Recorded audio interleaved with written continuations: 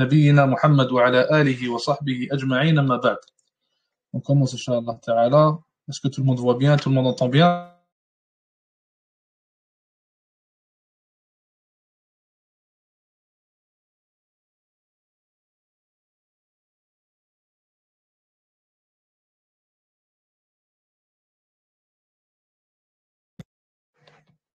On commence Inch'Allah. Donc ce qu'on va faire Inch'Allah Ta'ala, ça va être un programme de lecture. Donc pour cette semaine, comme vous avez vu, on va voir la lecture de ce livre, donc le livre du silence. On avait déjà fait une lecture de ce livre-là, mais on l'avait pas fini au complet. C'était l'année passée d'ailleurs. Inch'Allah Ta'ala, on aura aussi un autre programme qui sera composé de réflexions basées sur Surat al-Baqarah. Donc ce sera des réflexions, ce sera un peu de tafsir, un peu de réflexion basées sur le contenu de Surat al-Baqarah. Et aussi basé sur les bienfaits, les hadiths qui ont été rapportés à son propos, au propos de Surat al-Baqarah, Inch'Allah Ta'ala. Et si on arrive à finir, bien sûr, Surat al-Baqarah avant la fin de Ramadan, on va passer à Surat al-Imran, Inch'Allah. Donc, pour ce qui est de la lecture du livre du silence, ça va être très simple, ça va pas être avec des explications ou quoi. Peut-être quelques commentaires par-ci et par-là, mais sinon, ça va surtout être de la lecture. Et on a choisi ce livre-là, le livre du silence d'Ibn Abi Dunya, rahimahullah, car l'auteur, c'est quelqu'un de très spécial. Il faisait partie de Salaf, rahimahullah. Et aussi, cet auteur-là, Ibn Abi Dunya, il a énormément de livres très importants et très bénéfiques pour ce qui est de la science des cœurs, pour ce qui est de régler les cœurs, purifier l'anfus, purifier les âmes, etc. Pour ça, Inch'Allah Ta'ala, qu'on va lire son livre. Et si on le finit, bien sûr, on passera à un autre de ses livres, bi'idnillahi azza wa jal. Donc, on commence, j'ai envoyé le PDF, et pour ceux qui veulent suivre directement avec nous, c'est sur l'écran comme vous le voyez. Donc, l'Athar numéro 1. Et d'ailleurs, je tiens à préciser que certains hadiths vont être rapportés dans ce livre, mais ils sont faibles. Mais en fait, le fait que ces hadiths-là soient faibles n'affecte en rien le contenu du livre, car l'auteur, rahmatullahi alayhi, c'était un muhaddith d'ailleurs, un savant du hadith, il rapportait des hadiths qui étaient, dans le sens plutôt, étaient déjà établis. Donc même si le hadith est faible dû à sa chaîne de narration, il faut savoir que son sens et le contenu du hadith, le maître du hadith, il est déjà établi par d'autres preuves authentiques. Donc on commence, premier athar, il dit ici, mon père et Ubaydullah ibn Umar al-Jushami m'ont rapporté ceci. Hushaym nous a rapporté, d'après Ya'la ibn Ata, d'après Abdullah ibn Sufyan, que son père a dit, je dis au prophète alayhi salatu wassalam, ô messager d'Allah, apprends-moi un enseignement de l'islam, en sorte que je n'interrogerai personne après toi à son sujet. Il me répondit, dis j'ai foi en Dieu, amantu billah, dis j'ai foi en Dieu, puis agis avec rectitude. De quoi dois-je me préserver? Lui demandai-je. Alors de la main, il indiqua sa langue, sallallahu alayhi wa sallam. Et ce hadith-là, il est très important. Il nous apprend beaucoup de choses. Le prophète, alayhi salatu wassalam, un homme vient le voir et lui demande, qu'est-ce que tu me conseilles? Un seul conseil qui va m'être suffisant durant toute ma vie. Le Nabi sallallahu alayhi wa sallam lui a dit, dis j'ai foi en Dieu et puis agis en bien, agis avec rectitude. Et après, il lui a dit, de quoi est-ce que je dois me préserver? Et le prophète, alayhi salatu wassalam, il aurait pu nommer une tonne de choses, il aurait pu nommer une liste longue de choses desquelles l'être humain, desquelles le musulman doit se préserver. Mais le Nabi, alayhi salatu wassalam, il a choisi une seule chose, et ça nous démontre son importance. Ça démontre qu'en réalité, celui qui arrive à contrôler cette chose-là pourra contrôler tout le reste et pourra se préserver de tous les autres maux, incha'Allah ta'ala. Le prophète sallallahu alayhi wa sallam a répondu simplement la langue. Car en réalité, d'après les salafs, l'un des salafs, il avait dit aussi, si tu vois que la prière d'une personne est bonne, ainsi que sa langue, donc sa langue et sa prière sont bonnes, alors sache que ce qu'il y a derrière ça est encore plus bon. Donc la langue, subhanallah, c'est l'une des choses les plus difficiles à contrôler pour l'être humain. La langue, c'est l'une des choses les plus compliquées, l'une des choses qui va le plus s'enfuir. Et d'ailleurs, pour ça que Abdullah ibn Abbas, si je me rappelle bien, radiyallahu ta'ala anh, il a dit, s'il y a une chose qui mérite d'être prisonnière, alors ce serait la langue. Donc la langue, elle est très importante. Elle peut nous être une source de grand bien, avec le dhikr qu'on peut faire avec le bien auquel on peut appeler en utilisant notre langue, avec la lecture du Coran, avec la prière, etc. Tout comme elle peut être la cause de l'enfer et du châtiment d'une personne. Et le Nabi alayhi salatu wassalam a dit aussi dans le hadith authentique, quiconque me promet de préserver deux choses, alors je lui promets le paradis. Il a dit sa langue ainsi que sa chasteté. Affaire numéro 2. Daoud ibn Amr al-Dabbi et Sa'dawayh nous ont rapporté, d'après Abdullah ibn al-Mubarak, d'après Yahya ibn Ayyub, d'après Ubaydullah ibn Zahr, d'après Ali ibn Yazid, d'après Al-Qasim, d'après Abu Umama radiyallahu ta'ala anhum jami'an, que Uqba ibn Amir a dit, je dis au prophète alayhi salatu wassalam, ô messager d'Allah, en quoi consiste le salut? Il me répondit, domine ta langue, reste chez toi et pleure tes péchés. Domine ta langue, reste chez toi et pleure tes péchés. Encore une fois, subhanallah, de par ce hadith, ça nous démontre l'importance de dominer et de contrôler sa langue. Le Nabi alayhi salatu wassalam, il aurait pu donner n'importe quel autre conseil, mais encore une fois, il a choisi pour la deuxième fois, après s'être fait questionner à propos du salut, il a dit domine ta langue, dominer ta langue. Et il a aussi dit reste chez toi, et d'ailleurs certains des salafs, ils disaient qu'ils préféraient rester chez eux pendant Ramadan, pendant le mois de Ramadan, et de ne pas rester avec les gens pour ne pas se retrouver à parler de tout et de n'importe quoi, et pour ne pas se retrouver à perdre leur hasanat et à gagner des péchés, dû à quoi? Dû à leur langue. Affaire numéro 3. Asim ibn Umar ibn Ali nous a rapporté ceci. Mon père m'a rapporté d'après Abu Hazim al-Madini, d'après Sahl al-Sa'idi, que le messager d'Allah alayhi salatu wassalam a dit, celui qui s'engage envers moi à assurer la préservation de tout acte illicite de ce qu'il se trouve entre ses mâchoires et entre ses jambes, je m'engage pour ma part à lui assurer le paradis. Et ça c'est le hadith qu'on avait cité auparavant. Abu Muslim Abdurrahman ibn Yunus nous a rapporté ceci. Abdullah ibn Yunus nous a rapporté en disant, mon père et mon oncle maternel m'ont informé, d'après mon grand-père, qu'Abu Hurayra radiyallahu anhu a dit, interrogé sur ce qui permet le plus aux gens d'accéder au paradis, le messager d'Allah alayhi salatu wassalam répondit, la crainte d'Allah et le bon caractère. On l'interrogea également sur la cause pour laquelle les gens entrent le plus souvent en enfer. Il répondit les deux organes creux du corps, donc la bouche et le bas-ventre.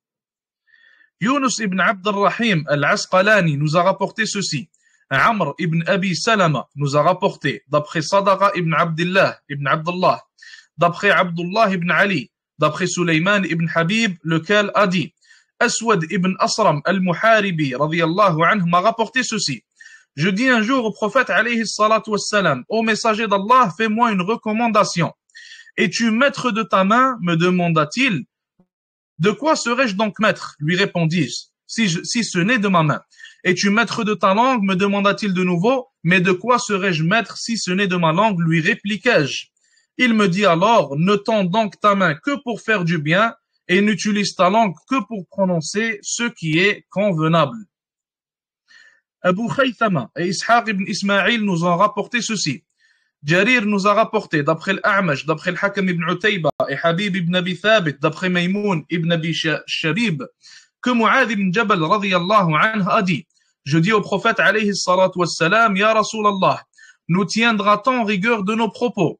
Puisse ta mère te perdre au fils de Jabal, me répliqua-t-il. Et bien sûr, ça ce n'était pas un dua de la part de Nabi alayhi salatu wassalam, mais c'était une manière dont les Arabes parlaient auparavant. C'était une expression.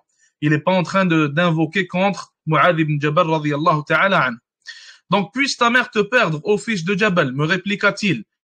Y a-t-il une raison pour laquelle les gens seront précipités dans l'enfer, les narines en premier, si ce n'est les conséquences de leurs propos malveillants? Dans une autre narration, il est dit, y a-t-il un propos que tu prononces sans qu'il soit en ta faveur ou alors à ton détriment? D'ailleurs, dans un autre hadith, le Nabi alayhi salatu wassalam, il a dit, une personne dit une parole qui va faire en sorte qu'elle va tomber en enfer sans même s'en rendre compte. Donc c'est très important de faire attention à ce qu'on dit, faire attention à ce qui sort de la langue, faire attention à ne pas parler des gens. Et d'ailleurs, il y a énormément de bien qu'on peut faire avec cette langue-là. Quand on s'assoit avec quelqu'un, on s'assoit avec des amis, on s'assoit avec la famille, on parle d'Allah Azza wa Jal, on cite des hadiths, on cite certaines paroles des savants qu'on a entendues, on cite certaines bonnes choses, on appelle les gens vers le bien, on interdit le mal, on appelle les gens vers la aqida correcte, vers la sunna. Donc il y a énormément de choses qu'on peut faire avec notre langue, mais malheureusement l'être humain décide de l'utiliser dans le mal et dans ce qui est négatif. Hamza ibn al-Abbas m'a rapporté, donc ici on n'arrive pas à lire, on va passer à la chaîne de narration. Donc, Sufyan ibn Abdullah al-Thaqafi a dit, je dis au prophète alayhi salatu wassalam, ô messager d'Allah, indique-moi un enseignement auquel je m'attacherai. Il me répondit, dis, j'ai foi en Allah, et puis agis avec rectitude. Ô messager d'Allah, qu'est-ce que tu redoutes le plus pour moi, lui demandai-je. Il saisit alors sa langue et dit ceci. Et d'ailleurs, ce qu'on voit aussi dans ces hadiths-là, c'est que les questionnements, les questions qu'avaient les compagnons, radiyallahu ta'ala anhum, sont très différentes des questions qu'on a au jour d'aujourd'hui. Les compagnons, radiyallahu anhum, se précipitaient à demander les causes de bien au prophète, alayhi salatu wassalam.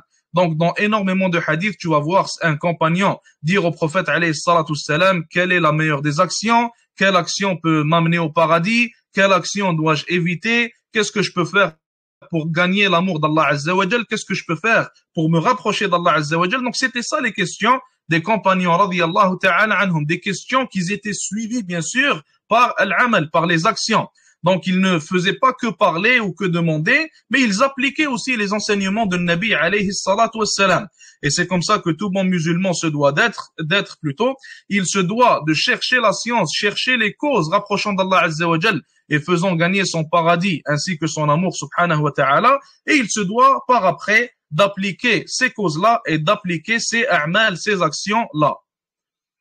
Athar numéro 8, Ali ibn al-Ja'd nous a rapporté en disant Abdelhamid ibn Bahram nous a informé d'après Shahr ibn Hawshab, lequel a dit Ibn Ghannam m'a rapporté ceci.